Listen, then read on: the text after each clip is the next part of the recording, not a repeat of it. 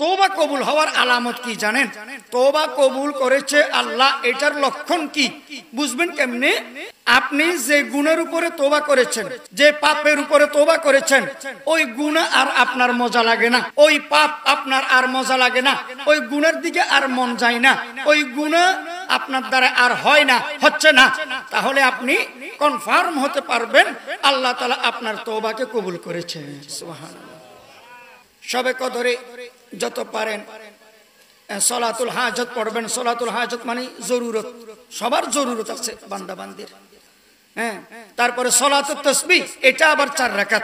আল্লাহ রাসূল সাল্লাল্লাহু আলাইহি সাল্লাম বলতেছেন তার চাচা জানকে যে এই নামাজটা প্রতিদিন একবার হলেও পড়েন, একবার না পারলে সপ্তাহে পড়েন, সপ্তাহেও না পারলে মাসে একবার পড়েন, মাসেও যদি না পারেন বছরে একবার পড়েন, বছরেও যদি না পারেন জীবনে একবার হলেও পড়েন। এই নামাজটা হলো সলাতুত তাসবিহ, সুবহানাল্লাহি ওয়ালহামদুলিল্লাহি ওয়ালা ইলাহা ইল্লাল্লাহু আল্লাহু আকবার। এই তাসবিহটা 1 রাকাতে 75 বার, 2 রাকাতে 150 বার, 4 রাকাতে 300 বার।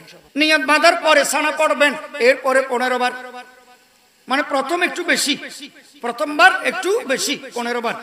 তারপরে সূরা ফাতিহা পড়বেন, আর একটা সূরা মিলাবেন, ওই তাসবিহটা 10 বার। 15 আর 10 কত পাইলেন? 25।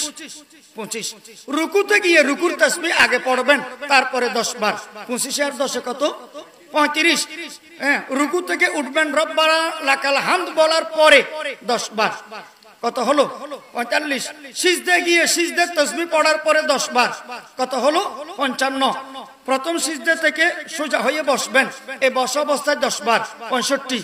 দ্বিতীয় সিজদে গিয়ে সিজদের তাসবিহ পড়ার পরে আবার ওই তাসবিহটা 10 বার, কত হলো? 75। 1 রাকাতে 75 বার, 2 রাকাতে 150 বার, 4 রাকাতে 300 বার সলাতুত তাসবিহ আদায় করবেন শবে কদরে। শবে কদরে যত পারেন জিকির আজকার করবেন, যত পারেন তাসবিহ তাহলিল আদায় করবেন, যত পারেন কোরআন শরীফ তেলাওয়াত করবেন। শবে কদরে সূরাতুল ইয়াসিন, সূরাতুর রহমান, সূরাতুল মুজাম্মিল, সূরাতুন নাবা, সূরাতুল ওয়াকিয়া, ফজিলত ওয়ালা কিছু আয়াত আছে, আয়াতুল কুরসি, আমানার রাসূল, হুয়াল্লাহুল্লাযী, এই আয়াতগুলো তেলাওয়াত করবেন।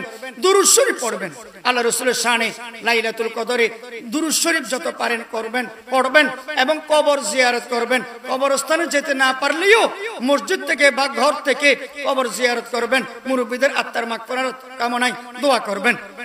সাধ্য অনুযায়ী, তৌফিক অনুযায়ী দান সদকা করবেন।